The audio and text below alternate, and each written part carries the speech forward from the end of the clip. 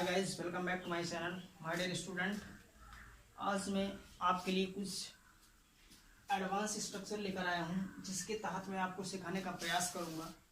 और मैं दिन प्रतिदिन आपको एक नए तरीके से अंग्रेजी सिखाने और अंग्रेजी बोलने की प्रैक्टिस करवाने के लिए आता हूं। मैं चाहता हूं कि आप लोग अच्छी अंग्रेजी बोलो, फ्लुएंटली बोलो और अपनी क्वालिटी को एक प्रकार से ऐसा इम्प्रूवमेंट दो ताकि जो सुनने वाला हो वो भी एक बार अट्रैक्टिव हो जाए। मतलब कि जब तक हमारे पास स्ट्रक्चर नहीं होंगे तब तक हम कुछ नहीं कर पाएंगे इंग्लिश में। केवल एक ही रूल और एक ही कॉन्सेप्ट से हमारा कुछ नहीं होने वाला। हमें एक एक बेसिक टू एडवांस लेवल तक की जानकारियां रखनी होगी, तब हम जाके अंग्रेजी में अपनी क्वालिटी को इम्प्रूव कर सकेंगे। तो चलिए हम देखते हैं आज आपको सिखाने वाले हैं, क्या आपको सिखाते हैं। जैसे मैंने आपको बहुत सारे स्ट्रक्चर सिखाया है और आपको वहां पर कोई समस्या भी नहीं होती है। जैसे मैंने एक सेंटेंस लिखा, पहले आपको लिख कर बताएंगे एग्जाम्पल। जैसे मैंने कहा मैं चाहता हूं तुम पढ़ो। मैंने क्या कहा? मैं चाहता हूं तुम पढ़ो।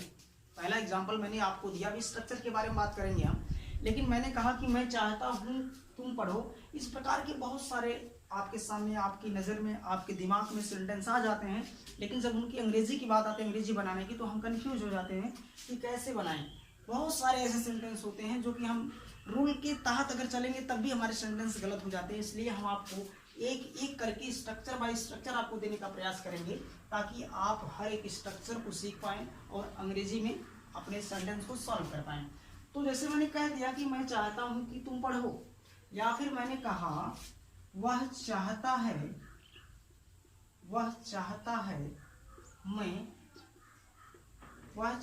मैं खेलूं। वह चाहता है मैं खेलूं। तुम चाहते हो वह स्कूल जाए।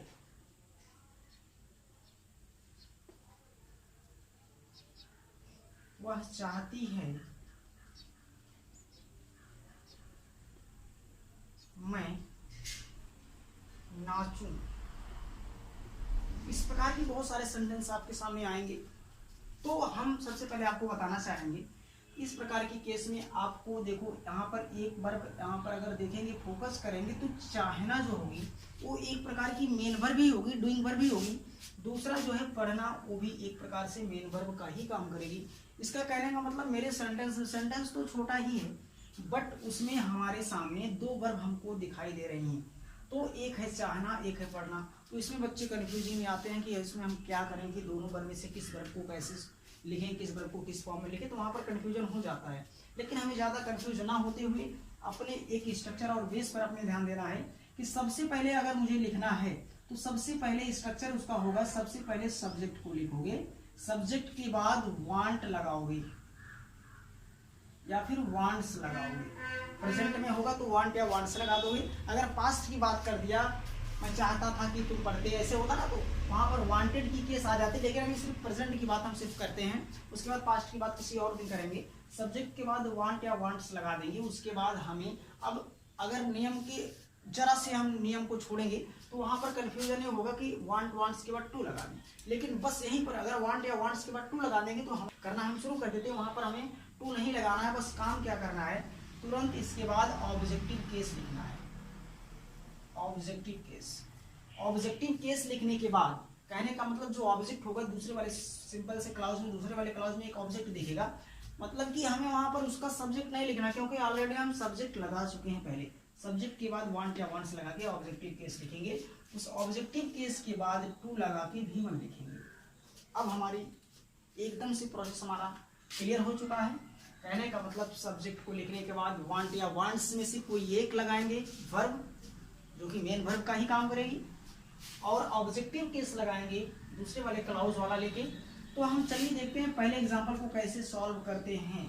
तो एक एग्जांपल अगर हम बना देंगे तो आप बहुत सारे एग्जांपल बना सकते हो, हजारों एग्जांपल बना सकते हो। तो चलिए देखते हैं। कह रहा है मैं चाहता हूँ, तो सब्जेक्ट हो गया मैं की इंग्लिश आई के बाद लगाएंगे वांट। क्या लगाएंगे बच्चा? वांट। I want. अब बहुत लोग कहेंगे आई वांट टू लगा दो, लेकिन आई वांट टू नहीं लगेगा। अब आई वांट के बाद ऑब्जेक्टिव केस देखो यहाँ पर है तुम, इसकी इंग्लिश होती है यू, लेकिन यू का सब्जेक्टिव और ऑब्जेक्टिव केस दोनों एक ही होता है, इसलिए वहां पर कंफ्यूजन नहीं हमें क्रिएट करना है। आई वांट यू लगा देंगे, आई वांट यू टू कह रहा है पढ़ो तो स्टडी या फिर read, I want you to study या फिर I want you to read, मैं चाहता हूं कि तुम पढ़ो। पहला एग्जांपल सॉल्व हो चुका है। दूसरा कह रहा है वह चाहता है मैं खेलूं, कह रहा है ही वांट्स लगाएंगे, क्योंकि प्रेजेंट इंडेफिनिट का रूल हम पढ़े हैं कि कहाँ V1 कहाँ V5 लगाते हैं, उसी के सहारे हमें काम करना है। ही वांट्स, उसके बाद कह रहा है मैं खेलूं, he wants me to play, he wants I नहीं करेंगे, ऑब्जेक्टिव केस आएगी, he wants me to play. दूसरा है तुम चाहते हो वह स्कूल जाए, you want him to go to school, you want him to go to school, तुम चाहते हो वह स्कूल जाए। बात क्लियर होगी, वह चाहती है मैं नाचूं, सी वांट्स, थर्ड पर्सन में आता है, she wants me to dance, she wants me to dance.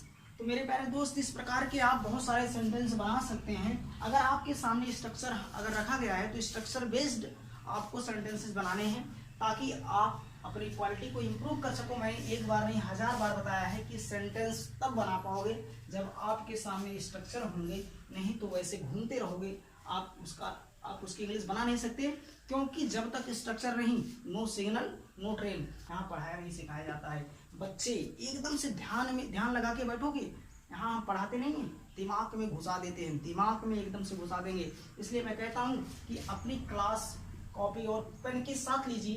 Class अगर लेने बैठे हो तो कॉपी पेन पास में रखिए, ताकि तुम्हें किसी भी प्रकार की समस्या ना हो। आप अपनी पर्सनालिटी को इम्प्रूव करो और अपने नॉलेज को इम्प्रूव करो, अपनी अलग सी पहचान बनाओ कि ताकि कोई याद करे। Love you guys, thank you so much. मिलते हैं नेक्स्ट वीडियो में, टेक केयर।